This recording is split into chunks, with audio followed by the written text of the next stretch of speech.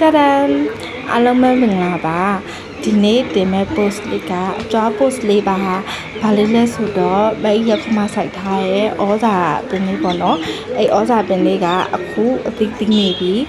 ၃လုံးလောက်တီးတာတော့မဟိတွေ့ပါရဲ့အားလေးကိုကြွချင်လို့ပါ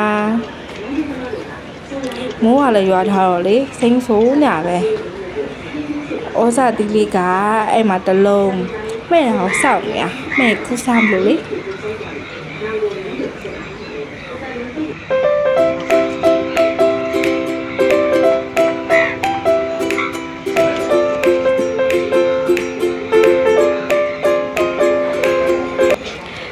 ဒီအိုးလေးကအပင်ကကြာမြင့်ခါလို့ဒါလေးကကြတော့ကဲမုံပြီးအားလေးတွေကိုယောက်ျားကစိုက်ထားတာဒါကတော့ထီပေါက်ပင်ကြီးကအရန်ရှည်လာလို့တဝက်ကိုခုတ်ပြီးတော့ဒီအိုးလေးထဲမှာထပ်စိုက်ထားရပါတယ်တခုရှိတာမိုင်းစိုက်ထားတဲ့အပင်တွေတခုမှမပါဘူး